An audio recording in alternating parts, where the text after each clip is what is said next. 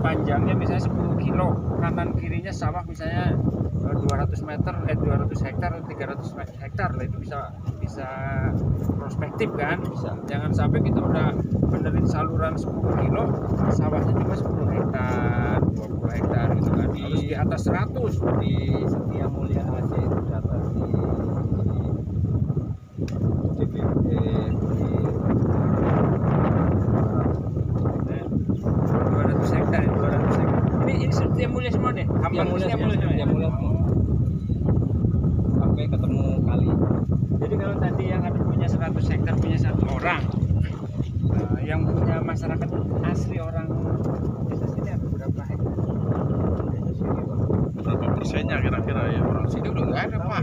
Yang orang Satu sini, pun saya udah nanya, nggak yang ada. orang sini yang masih digarap sendiri itu ada berapa hektar nih? Dari hamparan segini nih ya, yang digarap orang sini punyanya sama sendiri ada berapa hektar?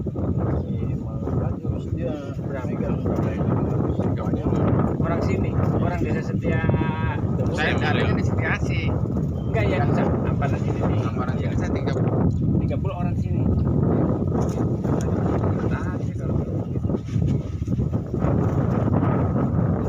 Mereka panen nih, ini kan kurang lebih ada 200 hektar. Mereka panen terakhir kapan ya? Panen terakhir Desember 1 hektar ini berapa ton? itu ya. 5 rata-rata 5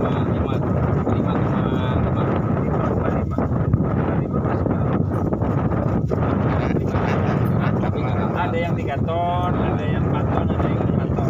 Itu yang beli orang mana? Yang berapa? Ada dari Muara, Muara itu. ada dari sini Karangtengah, campur ya.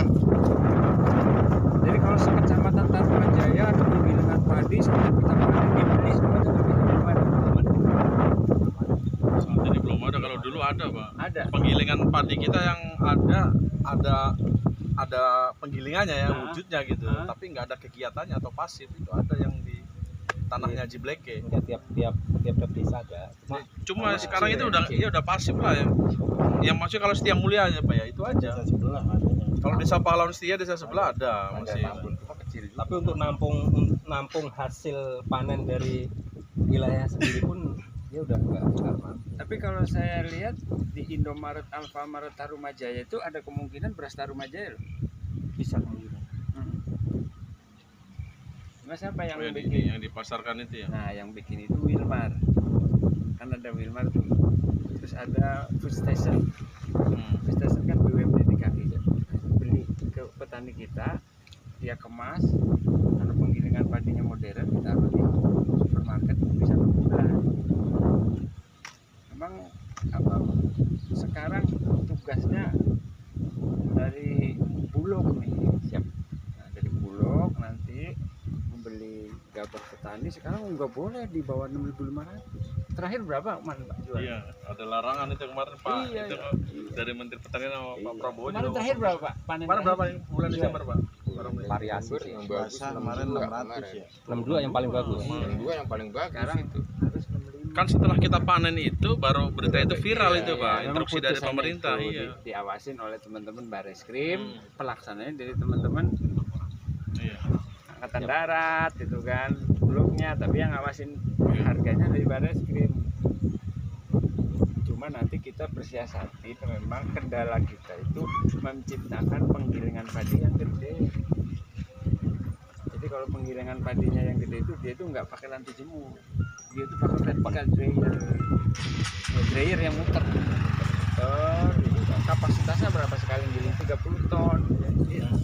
Jadi truk masuk langsung disimpan di dryer langsung dikeringkan, setelah dikeringkan ditampung di silo penampungan. Nah, setelah itu kan nggak kita kantin lagi. Silo yang panjang itu. Pak. Udah, baru dipecah kulit langsung jadi. Nah, yang jadi permasalahan itu kalau kita bikin penggilingan padi yang modern begitu banyak investasi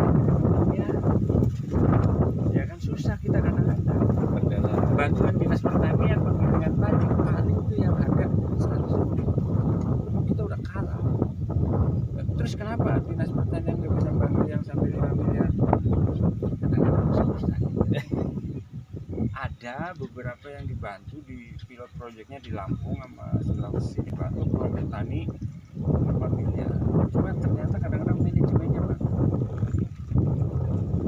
Jadi padi itu sekarang menjadi bahan industri, bahan industri. Jadi cara dryernya harus benar, cara ngecek kadar airnya, cara pecah kulitnya. Memang berat banget tuh tugasnya ini bapak-bapak nih.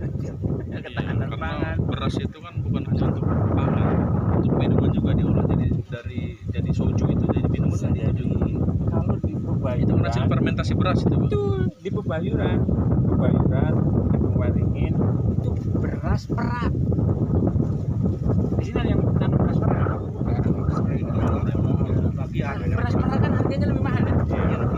Ya itu buat ini Pak.